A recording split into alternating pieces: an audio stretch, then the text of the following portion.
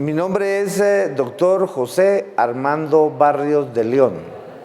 Soy profesor titular 11 de Anatomía Humana de la Facultad de Ciencias Médicas de la Universidad de San Carlos de Guatemala.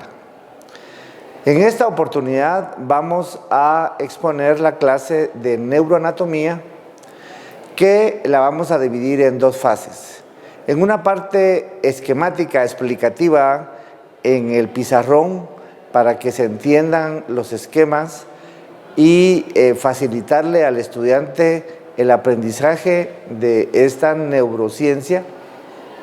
Y luego vamos a evidenciar las estructuras en cerebros y piezas humanas.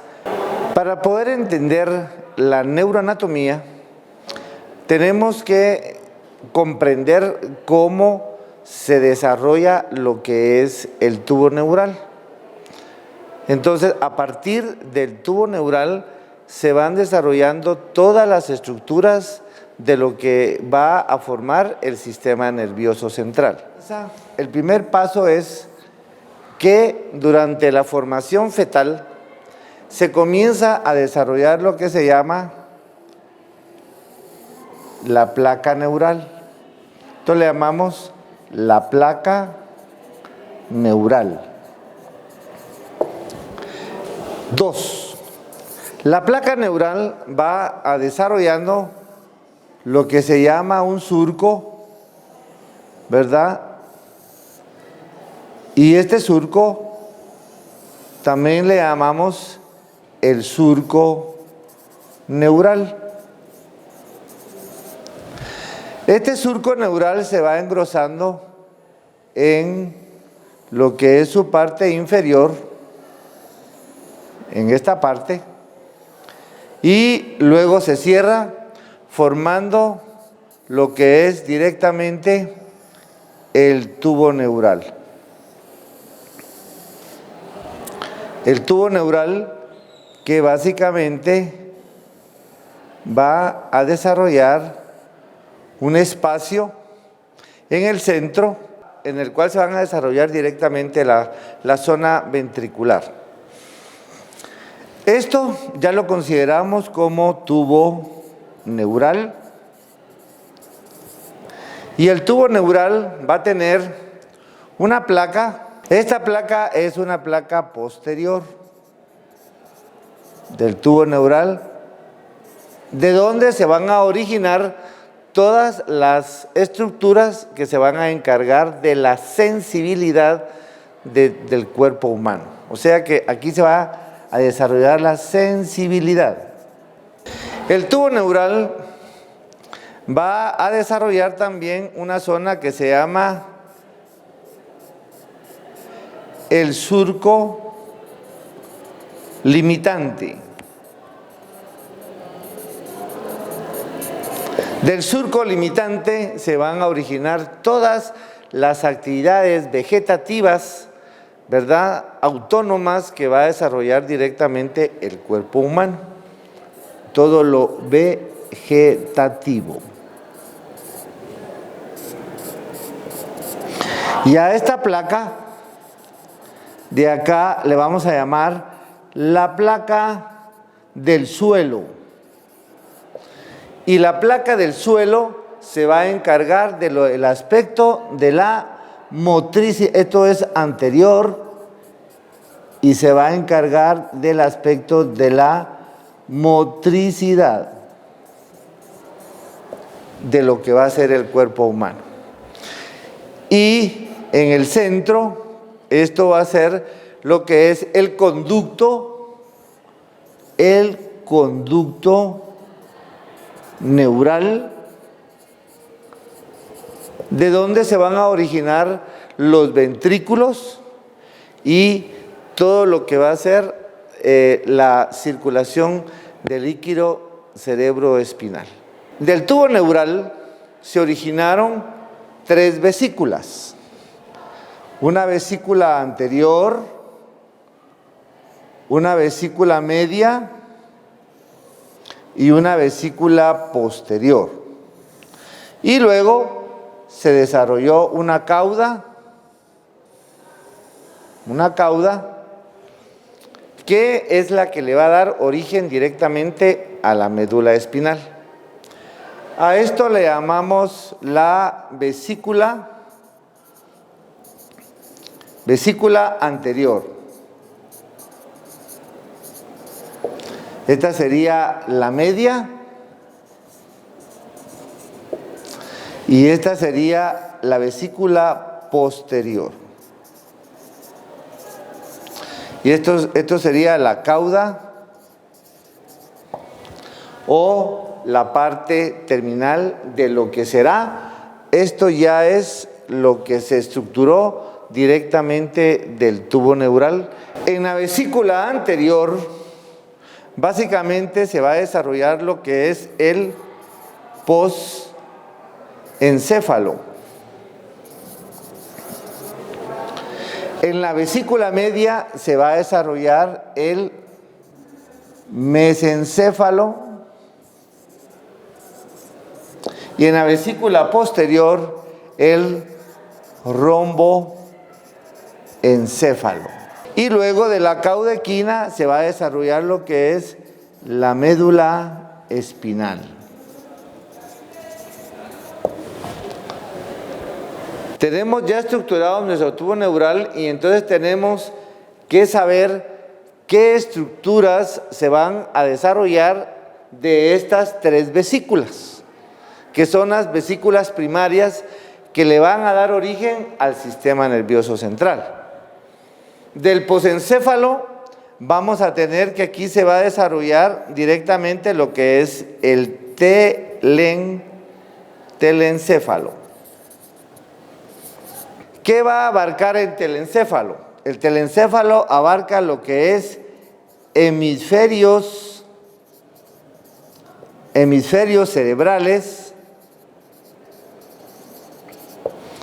y lo que van a ser los ventrículos. La otra parte del posencéfalo es lo que se llama el diencéfalo.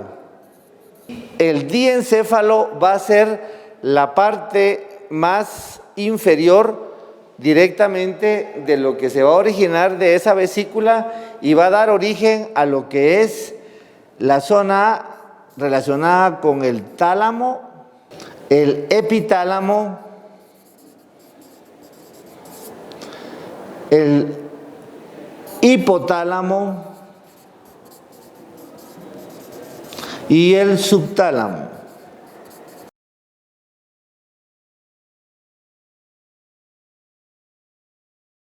Cuando estamos hablando de telencéfalo, nos estamos refiriendo a hemisferios cerebrales y ventrículos cerebrales, donde vamos a encontrar el líquido cerebroespinal.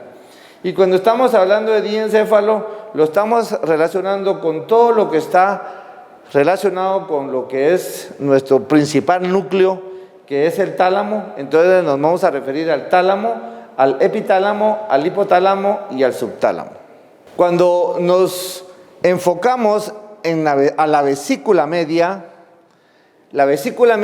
va a dar origen a lo que son los pedúnculos cerebrales. Y de la vesícula posterior, de lo que es el romboencéfalo, se va a originar lo que es el puente, el cerebelo y la médula oblonga. Aquí también vamos a encontrar como una parte importante lo que es nuestro cuarto ventrículo. El cerebro humano tiene una conformación, tiene una configuración y tiene una constitución. Vamos a hablar de su configuración. El cerebro humano, como estructura, tiene una cara anterior, tiene una cara posterior, tiene una cara superior y tiene una cara inferior. Su constitución sería que tiene 80% de sustancia blanca y 20% de sustancia gris. La sustancia blanca Prácticamente son los axones y las vías axonales que va a tener directamente el cerebro. Y la sustancia gris van a ser lo que son directamente las neuronas o los cuerpos de las neuronas, lo que va a estar constituyendo directamente la sustancia gris. Establecido cuál es su configuración, y repito, el cerebro como órgano completo tiene una cara anterior, una cara posterior, ustedes la pueden ver acá, donde localizamos también el cerebelo. Tiene una cara superior, donde lo más importante es la fisura longitudinal, y tiene una cara inferior, por donde encontramos directamente pues estructuras como lo que es el mesencéfalo, el puente y la médula oblonga. En la conformación directamente de lo que es el cerebro, pues vamos a ver que está compuesto por dos hemisferios cerebrales, está compuesto también por el cerebelo y está compuesto también por lo que es el tronco encefálico.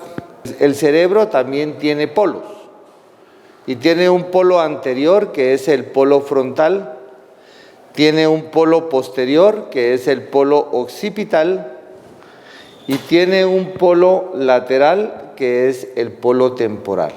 Pues ahora vamos a evidenciar aquí lo que es un hemisferio cerebral. Un hemisferio cerebral tiene una configuración para su estudio y entonces vamos a darnos cuenta que esta va a ser su cara lateral, que también se le puede llamar cara superolateral. Esta sería su cara medial, ¿verdad?, del hemisferio cerebral, y esta sería su cara inferior. Entonces, ya estableciendo la configuración de un hemisferio cerebral, podemos también topografiar directamente lo que es la cara superolateral, la cara inferior y la cara medial. En la cara medial podemos evidenciar rápidamente acá esta estructura saliente que es el tálamo, el núcleo más grande de los que tiene directamente el cerebro. Podemos evidenciar aquí también lo que es el cuerpo calloso y se considera como una de las principales comisuras interhemisféricas. O sea, esto es el cuerpo calloso, que está conformado por una rodilla, está conformado por un cuerpo y está conformado por su esplenio o su parte posterior. Al decir comisura interhemisférica, esta es la estructura que une principalmente los dos hemisferios, el hemisferio derecho con el hemisferio izquierdo. Aquí podemos ver el cuerpo calloso y, repito, lo que es su pico, lo que es su rodilla, lo que es su cuerpo y lo que es su esplenio. Y vamos a diferenciar varias estructuras que vamos a ver posteriormente. Dijimos que el posencéfalo lo forman directamente lo que son los hemisferios cerebrales, y va a estar dividido en dos partes. En una que es el telencéfalo, que estamos hablando de circunvoluciones, giros, estamos hablando de surcos y fisuras, ¿verdad? Y estamos hablando también de lóbulos. También estamos hablando de ventrículos, ¿verdad? Como en este caso acá, un ventrículo, estos son los ventrículos laterales, ¿verdad? Para aprender la conformación de un hemisferio cerebral, tenemos que ver cómo están delimitados estos lóbulos. Vamos a recordar que este es su polo frontal, este es su polo occipital y este es su polo temporal. Entre el polo temporal y el polo frontal vamos a encontrar el surco lateral. En el surco lateral vamos a encontrar una zona a la cual le vamos a llamar la zona triangular y a otra zona le vamos a llamar la zona opercular. Abrimos directamente lo que es el surco lateral y vamos a encontrar un lóbulo dentro del surco temporal que le vamos a llamar el lóbulo de la ínsula. El lóbulo de la ínsula tiene un vértice y tiene un surco circular que hace que se desarrollen en él 5 circunvoluciones en la ínsula. Por lo tanto, la ínsula tiene 4 surcos y 5 circunvoluciones. Pero para poder ver el lóbulo de la ínsula, tenemos que abrir lo que es el surco lateral. Luego acá tenemos lo que es el surco central. Todos en la cara superolateral, o se podría decir lateral, del hemisferio cerebral. Entonces, del surco lateral hacia adelante o anteriormente vamos a encontrar directamente lo que es el lóbulo frontal. Posterior al surco lateral y en la insinuación del surco parieto-occipital vamos a encontrar el lóbulo parietal. Posteriormente a lo que es la insinuación del surco parieto-occipital en la cara superolateral, vamos a encontrar su lóbulo occipital y lateralmente y por debajo de lo que es el surco lateral vamos a encontrar lo que es el lóbulo temporal. En su cara medial podemos identificar, a grosso modo, lo que es su principal núcleo, el tálamo. Luego, superiormente, encontramos lo que es el cuerpo calloso, ¿verdad? Habíamos dicho que el cuerpo calloso está conformado por un pico, una rodilla, un cuerpo y un esplenio. Vamos a encontrar también el surco del cuerpo calloso, ¿verdad? Y aquí vamos a evidenciar lo que es la circunvolución frontal superior. Luego tenemos este surco y este surco le vamos a llamar el surco del cíngulo, porque superior al cuerpo calloso vamos a encontrar la circunvolución del cíngulo.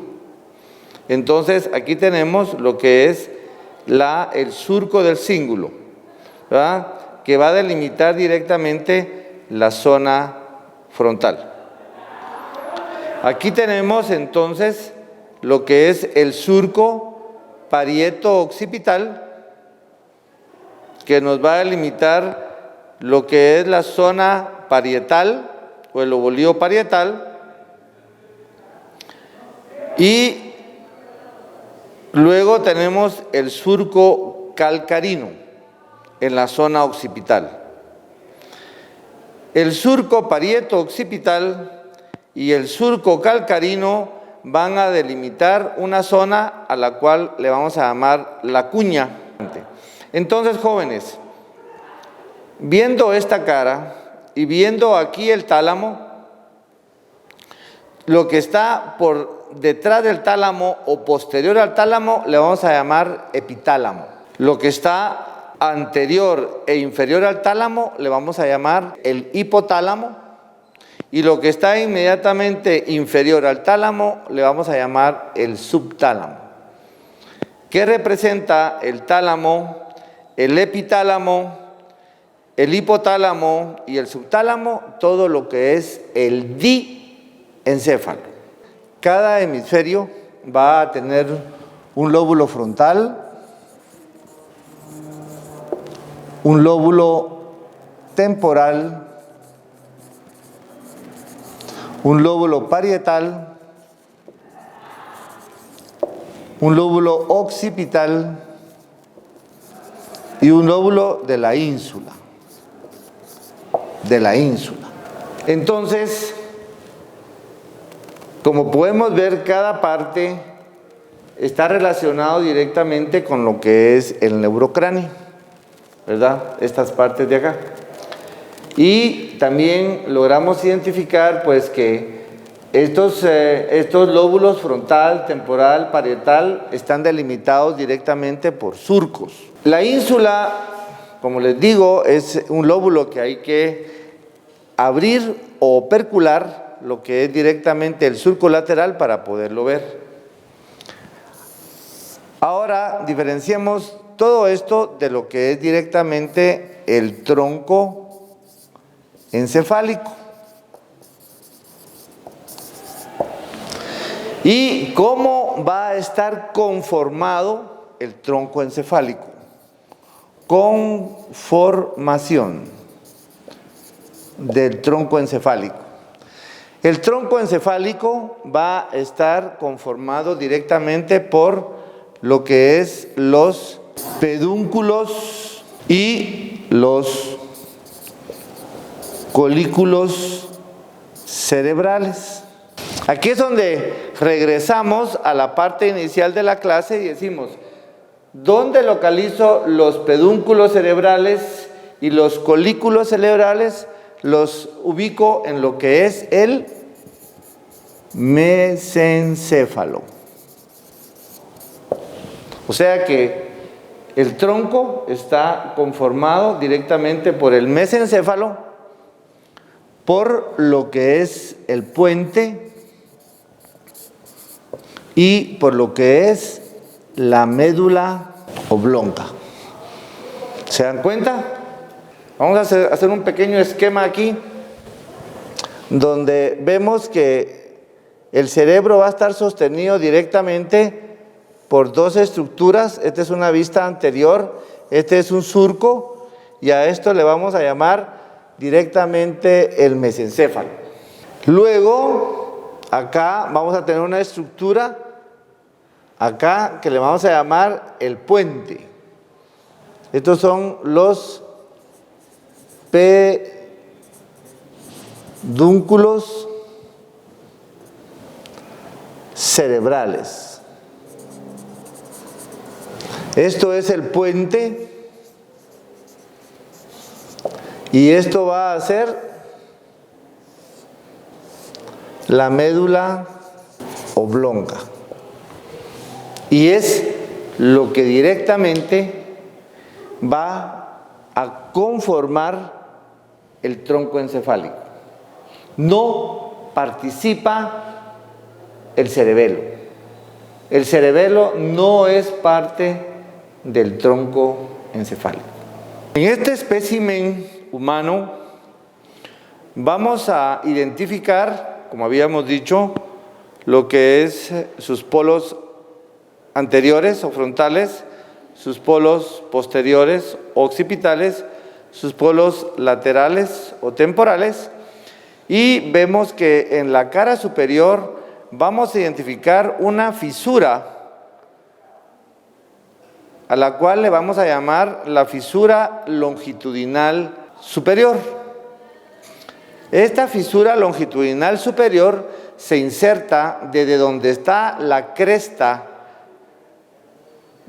interna del hueso frontal, entre la escama y la porción horizontal y la crista gali. Directamente ahí podemos tomar como referencia la fisura longitudinal y hasta dónde llega. Podemos tomar como referencia la eminencia occipital interna. La fisura longitudinal tiene como una profundidad aproximadamente de unos 6 a 8 centímetros y su fondo va a ser la parte superior de la principal comisura interhemisférica que se le llama el cuerpo calloso. Esto es el cuerpo calloso, esto es su pico, esto es su rodilla, esto es su cuerpo y esto es su esplenio. Entonces, en la cara superior del cuerpo calloso, que es esta, hasta ahí va a llegar la fisura longitudinal. Ya identificada la fisura longitudinal, ¿verdad?, que es la más importante y la que está separando el hemisferio derecho del hemisferio izquierdo, ustedes pueden ver aquí una serie de surcos o giros que son totalmente diferentes entre un cerebro y otro. Vamos a identificar lo que habíamos hablado. ¿Cómo está conformado directamente el tronco encefálico? Y aquí lo que tenemos es, en esta zona, tenemos los pedúnculos cerebrales. Hay un pedúnculo cerebral derecho y hay un pedúnculo cerebral izquierdo. Y en medio hay un surco que se le llama surco interpeduncular. En esta zona tenemos los pedúnculos cerebrales, que son parte de lo que es el mesencéfalo. En la parte posterior del mesencéfalo podemos observar en esta zona lo que son los colículos. Antes a los colículos se le llamaban tubérculos cuadrigéminos. Entonces son la parte posterior directamente de lo que es el mesencéfalo. Anteriormente tenemos lo que es los pedúnculos cerebrales y posteriormente tenemos lo que son los colículos cerebrales, antes llamados tubérculos cuadrigéminos. Estamos hablando entonces del mesencéfalo. Y se acuerdan de que el mesencéfalo se originó del tubo neural de la vesícula media de lo que desarrolló el tubo neural. Aquí podemos ver la cara anterior de lo que es el puente y luego acá tenemos lo que es la médula oblonga o la médula oblongada. Es importante porque aquí también podemos observar el quiasma óptico, ¿verdad? Y por debajo del quiasma óptico nos vamos profundamente y ahí vamos a encontrar directamente lo que son los pedúnculos cerebrales que se unen al puente, y el puente es la base donde se une directamente esta estructura que se le llama el cerebelo. El cerebelo está unido directamente, tiene tres tipos de pedúnculos. Tiene pedúnculos superiores, pedúnculos medios y pedúnculos inferiores. Los pedúnculos superiores se van a unir a la parte inferior del mesencéfalo. Los pedúnculos medios del cerebelo se van a unir al puente directamente y los pedúnculos inferiores se van a unir a la unión entre puente y médula oblonga. Aquí podemos observar también lo que son los hemisferios cerebelosos. Aquí están unidos por una estructura que le llamamos el vermis, o le llamamos vermis porque vermis significa gusano, ¿verdad? Y luego vamos a estudiar cómo los repliegues de la dura madre comienzan a dividir el cerebro en ciertos compartimientos. Las meninges son las coberturas que tiene directamente el sistema nervioso central, ¿verdad?, para protección, directamente protegen el sistema nervioso central y también sirven para sostener lo que son estructuras como nervios, venas y arterias. Las meninges básicamente pues las vamos a dividir en dos. Le vamos a llamar paqui, meninge, y esta va a ser la dura madre. La dura madre es la capa fibrosa que tiene de las meninges, fibrosa, y que le va a dar una cobertura, y le vamos a dividir a la dura madre en dos láminas. Láminas externa y lámina interna, que también le vamos a llamar visceral, porque es la que va a estar en contacto directamente con el cerebro. La lámina externa va a estar en contacto directamente con el neurocráneo. ¿Directamente con quién? Con el periósteo que tienen los huesos frontales, parietales, temporales, occipitales, ¿verdad? Esfenoides, ¿verdad? Entonces, a eso le vamos a llamar directamente la lámina externa y la lámina interna. La dura madre tiene 6 repliegues. La dura madre, por ser la capa fibrosa protectora del cerebro, va a ser la encargada de dividir al cerebro en compartimientos. Entonces vamos a encontrar que vamos a tener 4 repliegues que son importantes de reconocer.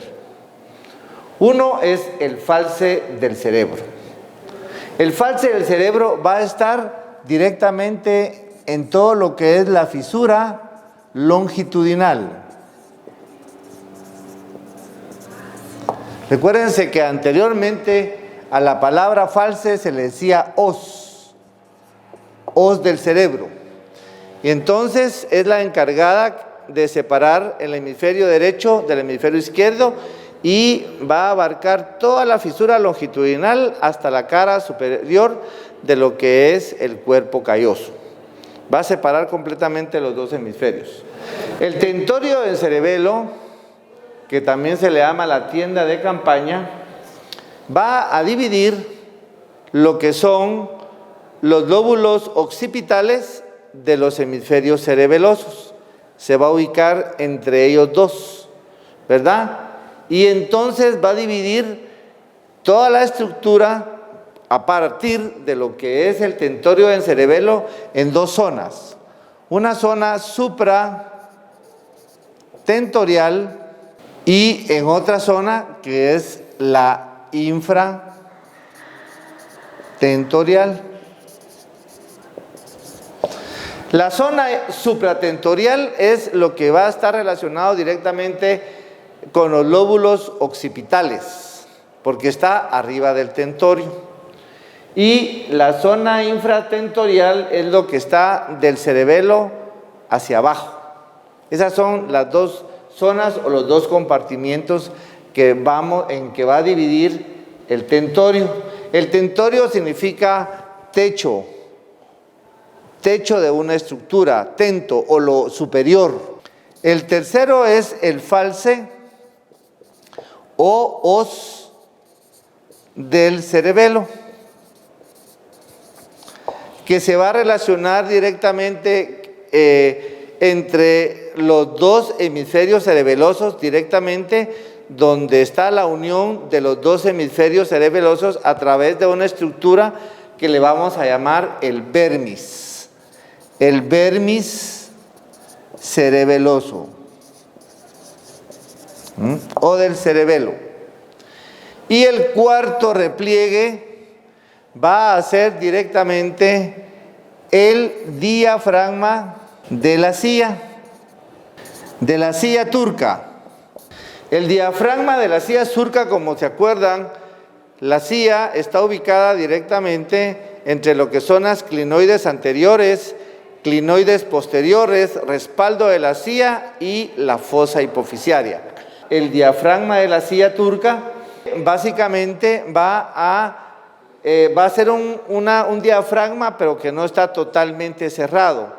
Va a dejar espacio, digámoslo así, es una lámina cuadrangular, ¿verdad? Que aquí vamos a tener las clinoides anteriores, clinoides posteriores, y en el centro, ¿verdad? No es un diafragma completo. En el centro deja un espacio para que aquí pase lo que es el infundíbulo y luego llegue directamente hasta donde está la hipófisis. Esto es la hipófisis. Hay que tomar en cuenta que ninguno de los repliegues directamente de la dura madre tiene continuidad con la dura madre espinal. Estos repliegues de la dura madre llegan al agujero magno y no se continúan directamente hacia lo que es la médula espinal. Aquí tenemos entonces, jóvenes, lo que es directamente la fisura longitudinal superior. Vemos de que aquí es donde se va a ubicar directamente el falce del cerebro. Se inserta directamente en la cresta frontal y la crista gali hasta la eminencia occipital interna y llega hasta la cara superior del cuerpo calloso. Este es el principal repliegue o el más grande repliegue que tiene la dura madre. Luego encontramos acá el falce o lo que es directamente, esto es aquí entre lo que es los lóbulos occipitales y lo que son los hemisferios cerebelosos. Aquí vamos a encontrar en esta zona, acá lo que es el tentorio del cerebelo, que al unirse directamente con lo que es el falce longitudinal del cerebro, pues forman una especie de tienda, porque la fisura longitudinal tracciona hacia arriba lo que es el tentorio del cerebelo y da esa apariencia de tienda de campaña. Habíamos explicado que al ubicar hacia aquí el tentorio del cerebelo, entonces va a dividir esta zona en una zona supratentorial y en otra zona infratentorial. En la zona supratentorial vamos a encontrar directamente pues los lóbulos occipitales, los lóbulos del cerebro, ¿verdad? Y en la zona infratentorial directamente pues vamos a encontrar lo que es el cerebelo, el vermis y lo que es el tronco encefálico. Luego podemos ver acá que aquí en esta zona donde está los hemisferios cerebelosos y en el fondo del vermis, aquí se ubica el falce del cerebelo. El diafragma de la silla se inserta directamente, si ustedes se acuerdan, cuando vemos la anatomía de la base del cráneo, vimos que esto es la fosa anterior, esto es la fosa media y esta es la fosa posterior. Aquí en la parte superior del cuerpo del esfenoides localizamos lo que es el tubérculo del esfenoides. Aquí tenemos lo que es las clinoides, los procesos clinoides anteriores. Aquí tenemos los procesos clinoides posteriores. Aquí tenemos el respaldo de la silla y básicamente aquí tenemos la fosa hipofisiaria. En esta zona de acá es donde se localiza directamente lo que es el cuarto repliegue de la dura madre, que es directamente el diafragma de la silla, que en el centro deja un orificio para que por ahí pase el infundíbulo, ¿verdad? Ahí pasa el infundíbulo desde lo que es el hipotálamo y llegue directamente hasta unirse con lo que es la glándula hipófisis.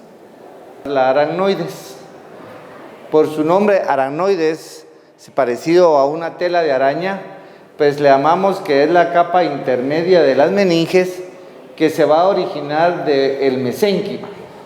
La aracnoides va a tener una comunicación directamente con la pía madre a través de estas estructuras que se llaman trabéculas. Nosotros cuando hablamos de coberturas de una estructura, decimos que la cobertura, la que se adhiere a la pared, se le llama la lámina parietal, y la que se adhiere directamente a la víscera se le llama lámina visceral. Esta pía madre se le llama la lámina o la meninge visceral porque es la que se adhiere directamente al cerebro, le va a dar un aspecto brillante, va a servir para soporte directamente de las arterias y va a dar espacios o coberturas directamente a las arterias para su fijación directamente dentro de lo que es el cerebro en su parte externa. Estas dos meninges le llamamos las leptomeninges, ¿verdad? Que son directamente la intermedia y la profunda o la visceral. Cuando el espécimen es retirado del neumocráneo, entonces la parte externa de la dura madre pues se queda pegada al periósteo. Aquí, para poder evidenciar al cerebro, tenemos que quitar la lámina interna de lo que es la dura madre. Luego vamos a encontrar aquí la aracnoides, donde vamos a encontrar también por debajo de la aracnoides las trabéculas subaracnoideas, donde va a circular el líquido que también tienen que desgarrarse, por decirlo así, para poder sacar este cerebro. Y entonces lo único que nos queda acá es la pía madre. Como pueden ver ustedes, la pía madre se adhiere directamente a los surcos, a los giros, y está cubriendo directamente todas las estructuras vasculares que se encargan de la vascularización tanto arterial como venosa de lo que es el cerebro. El líquido cerebroespinal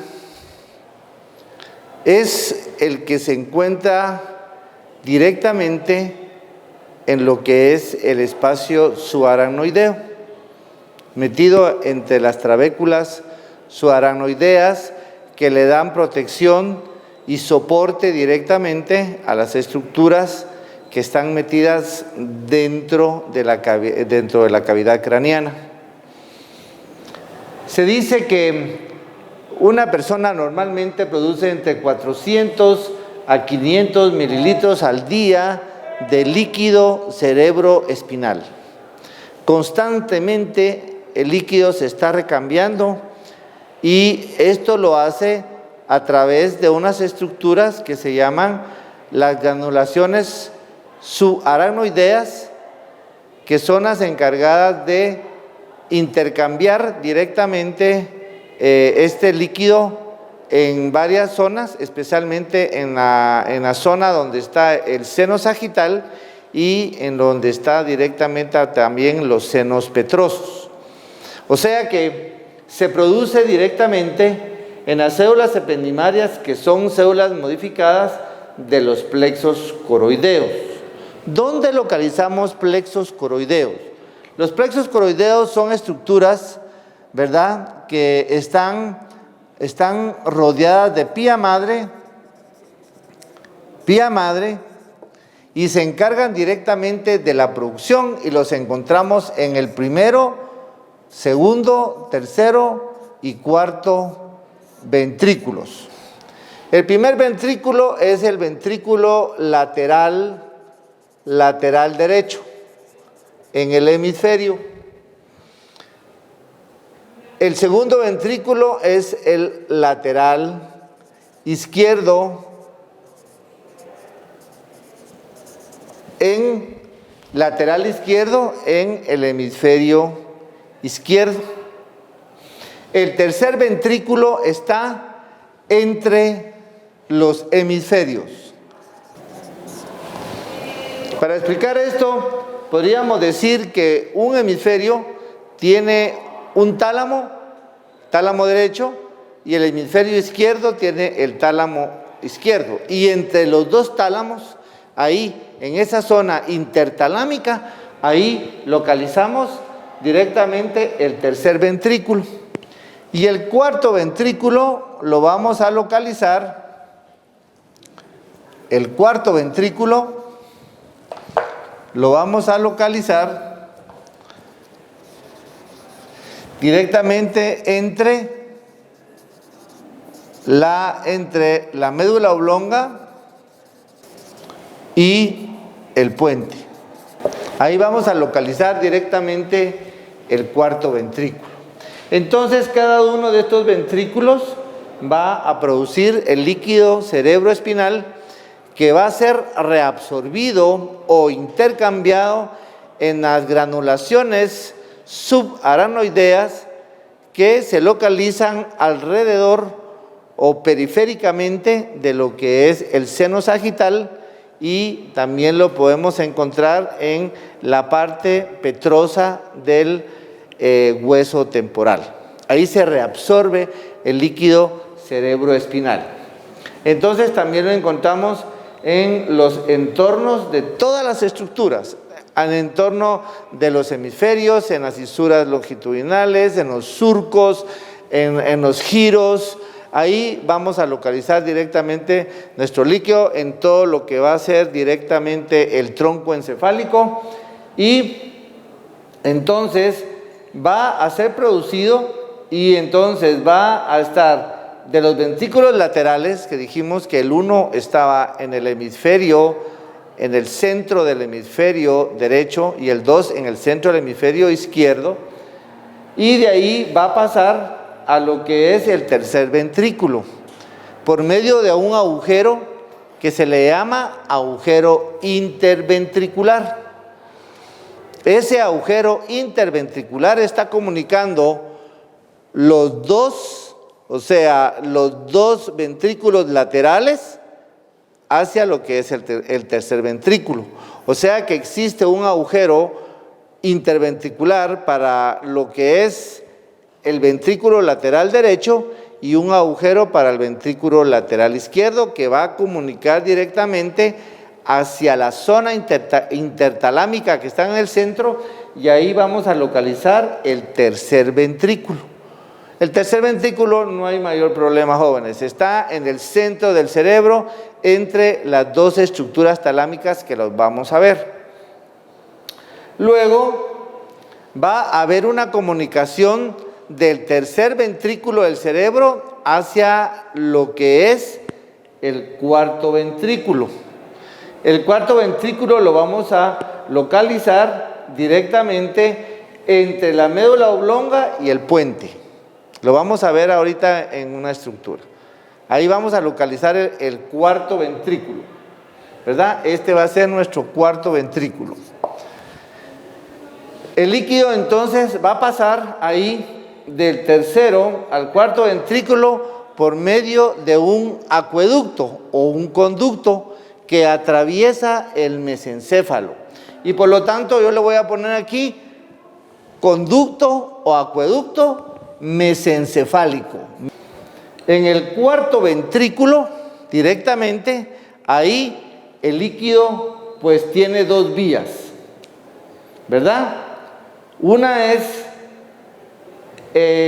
salir hacia el espacio subaracnoideo, ¿verdad? Que ya dijimos que estaba prácticamente, el espacio subaracnoideo está entre el aracnoides y la pía madre, y sale por medio de un agujero central que tiene el cuarto ventrículo y dos agujeros laterales. Le vamos a llamar agujero central del cuarto ventrículo y dos agujeros laterales del cuarto ventrículo, que son los que se encargan de desviar el líquido que se está produciendo en los ventrículos directamente hacia lo que es el espacio subaracnoideo. Otro porcentaje continúa en el conducto central que va hacia la médula espinal. De ahí, jóvenes, nos podemos, por ejemplo, analizar por qué una persona tiene hidrocefalia. Y es porque la mayoría de veces el líquido es producido, ¿verdad?, diariamente y no tiene por dónde intercambiarse hacia el espacio subaracnoideo, ¿verdad?, en el cuarto ventrículo, y esto es lo que produce hidrocefalia. Podría ser que ya sea el agujero central o los dos agujeros laterales estén obstruidos. Entonces, importante, en el cuarto ventrículo, gracias al agujero central y a los dos laterales, el líquido cefaloraquídeo pasa de los ventrículos hacia el espacio subaracnoideo. Aquí tenemos un espécimen de un hemisferio cerebral del lado izquierdo. Dijimos que esta es su cara lateral o superolateral y esta es su cara medial. Aquí cortamos directamente, separamos el hemisferio derecho y entonces encontramos acá que este espacio que se localiza acá, este es el ventrículo lateral izquierdo, que sería nuestro segundo ventrículo. El ventrículo lateral derecho es el primer ventrículo, luego a través de un agujero que se localiza directamente en relación al pico del cuerpo calloso, posterior al pico del cuerpo calloso, aquí se ubica lo que se llama el agujero interventricular, porque directamente el líquido, al ser producido para acá, pasa al tercer ventrículo. Dijimos que el tercer ventrículo estaba entre un tálamo y el otro. Aquí va a estar el tálamo izquierdo y de este lado el tálamo derecho. Y entre los dos tálamos, ahí se va a ubicar directamente el tercer ventrículo. Aquí estamos ubicados el quiasma óptico y acá vamos a encontrar el mesencéfalo. A través del mesencéfalo va a pasar por medio de un conducto que se llama conducto mesencefálico. Por ahí va a haber un conducto que va a llevar el líquido cerebroespinal hacia el cuarto ventrículo. Entonces vamos a localizar acá, en esta parte, vamos a jalar la médula oblonga hacia adelante y aquí directamente en la unión entre lo que va a ser el puente y la médula oblonga, acá vamos a encontrar en el fondo de esa pinza, vamos a encontrar nuestro cuarto ventrículo, ¿verdad? Ahí va a estar el cuarto ventrículo. Entonces, ahí tenemos tres agujeros, un central y dos laterales, donde después de haber sido producido el líquido dentro de los cuatro ventrículos, va a salir aquí afuera, al espacio subaracnoideo, ¿verdad? Para mantener constantemente una producción y una cantidad adecuada de líquido para sostener y proteger directamente el sistema nervioso central. El líquido cefaloraquídeo tiene recesos o lugares donde se acumula mayor cantidad, precisamente para poder defender o amortiguar los movimientos que pueda tener directamente esta gran masa encefálica. Estábamos hablando de que en un adulto pues puede llegar a pesar de 1.300 a 1.500 gramos. Entonces el líquido cerebroespinal se acumula en varios lugares. A esos lugares donde se acumula el líquido cerebroespinal le llamamos cisternas. Hagan de caso como que si fuera la cisterna de su casa donde guardan agua. Entonces primero tenemos una cisterna que se la vamos a llamar cerebelo medular. La cerebelo medular básicamente es esta cisterna que se va a ubicar entre el cerebelo y la médula oblonga. Es esta que está acá, ¿verdad? Entre el cerebelo y la médula oblonga, y básicamente es la mayor, es la más grande y es la que acumula más líquido cerebroespinal. Esta tiene una parte posterior, que es donde se acumula, como les digo, mayor líquido, y una parte también lateral, y por eso la dividimos en dos partes, una cerebelo-medular posterior llamada magna y otra lateral, que está lateral directamente entre el cerebelo y la médula oblonga. La otra prácticamente la vamos a ubicar en esta zona. En esta zona, esto es el puente y esto es el cerebelo. Entonces a esta le vamos a llamar pontocerebelosa. Está entre el puente y el cerebelo, está en esta zona. Pontocerebelosa, que también se le puede llamar pontina. Es otra cisterna importante. Esto que ustedes ven que yo estoy manipulando aquí con la pinza, esto es una de las arterias vertebrales, yo creo que la arteria vertebral izquierda, que llegó a formar la arteria basilar, que es la arteria que se ubica directamente en el surco del puente y que ayuda a formar la circulación posterior arterial del cerebro.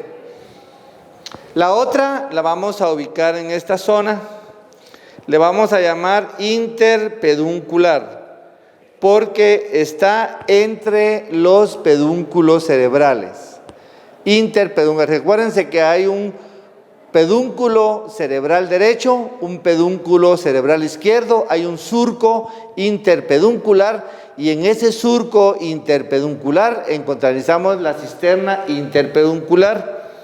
Aquí podemos ver el quiasma óptico y entonces vamos a tener una cisterna que también va a estar alrededor del quiasma óptico.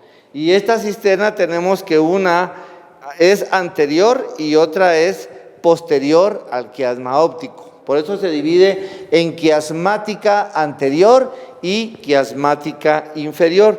Aquí tenemos el quiasma óptico, aquí tenemos otra acumulación de líquido cerebroespinal.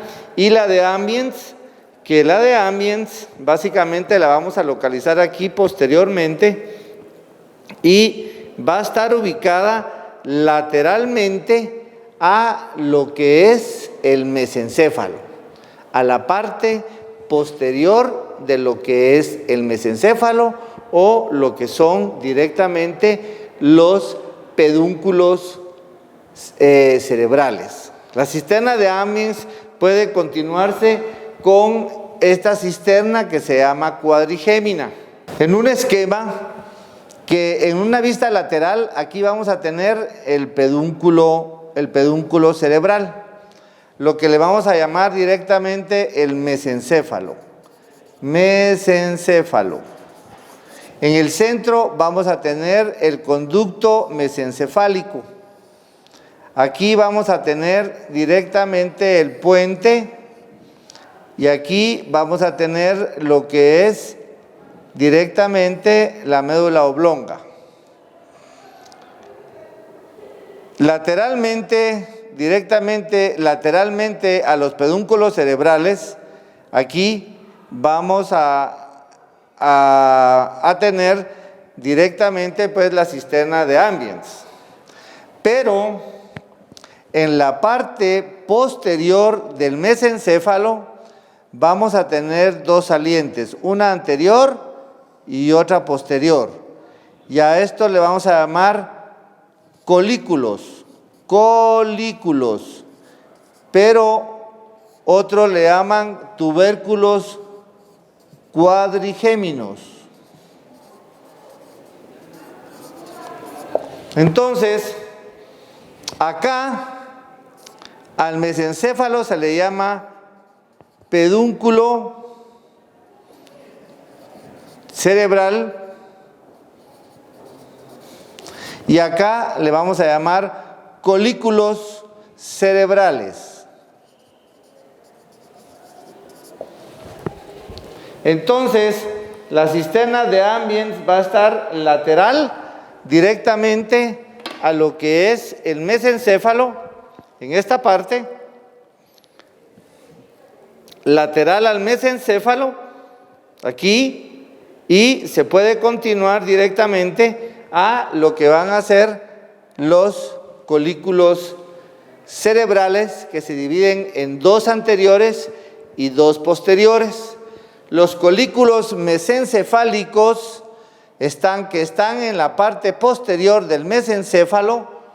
Los anteriores, que los vamos a ubicar superiormente, llevan la vía visual, y los colículos inferiores, que están posteriormente, llevan la vía auditiva, que se ubican directamente en la parte posterior del mesencéfalo, ¿verdad? Entonces podemos decir que la cisterna de Ambiens está lateralmente a lo que es el mesencéfalo, ¿verdad? Y que pues puede comunicarse directamente con lo que se ve en la cuadrigémina, que la cuadrigémina se está refiriendo a los colículos mesencefálicos.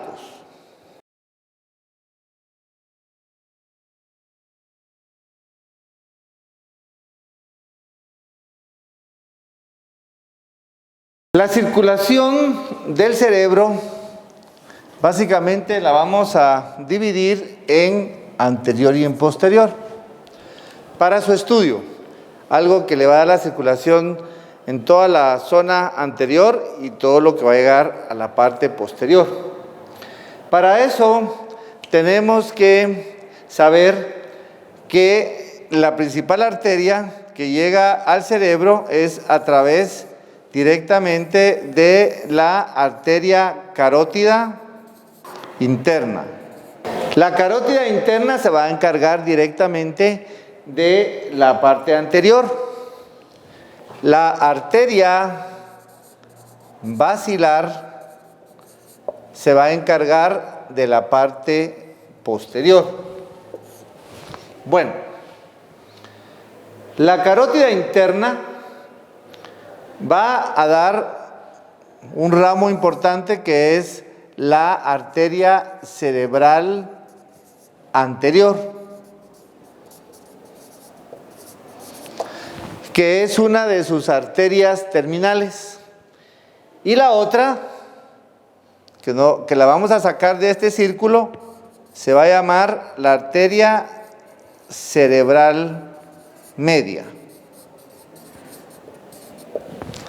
Son ramos terminales de la arteria carótida interna. La arteria basilar se va a formar de la unión de las dos arterias vertebrales. Las arterias vertebrales se originan en la arteria subclavia. Entonces tenemos arteria vertebral izquierda, arteria vertebral derecha. Llegan al surco central del puente, que se le llama surco basilar, y ahí se convierte en arteria basilar. La arteria basilar va a dar origen a la arteria cerebral posterior. Vamos a hablar ahora de cómo se vasculariza el encéfalo. Vamos a encontrar que el libro describe lo que se llama el círculo arterial cerebral. Lo que proviene directamente de la arteria carótida interna le vamos a llamar la parte anterior del círculo arterial cerebral, y lo que proviene de la arteria basilar lo vamos a llamar la parte posterior del círculo arterial cerebral. Cuando la arteria carótida interna ingresa, emite una rama anterior que la dirige directamente hacia la zona orbitaria. Entonces aquí tenemos la cerebral anterior de izquierda y aquí tenemos la cerebral anterior derecha, que las dos se unen y forman una arteria que se le llama la comunicante anterior, que es una rama que viene directamente de las cerebrales anteriores. Esta es la circulación anterior de lo que es el círculo arterial cerebral. En la parte posterior tenemos las arterias vertebrales, que son ramas de la arteria subclavia. Se unen directamente en la parte anterior del puente donde está el surco pontino o el surco basilar, y ahí se forma la arteria basilar.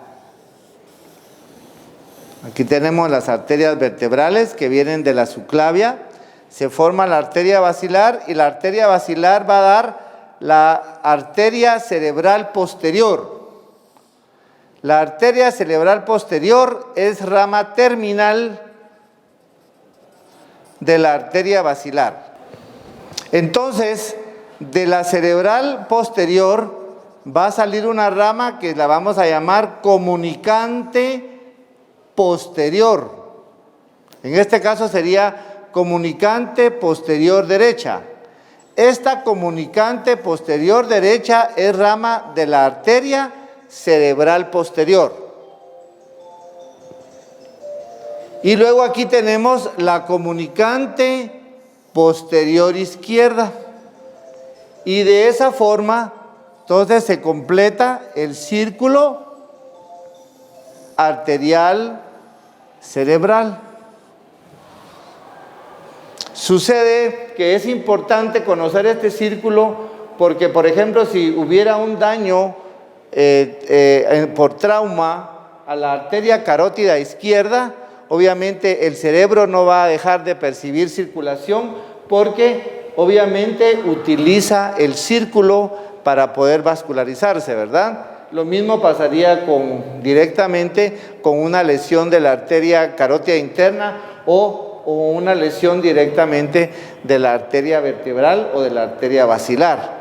O sea que gracias a este círculo es que el cerebro pues puede tener vascularización si en caso pues hubiera daño de alguna de las estructuras importantes. Espero que haya sido de ayuda este video, que lo hacemos con el propósito de ayudarle al estudiante a comprender este tema. Muchas gracias.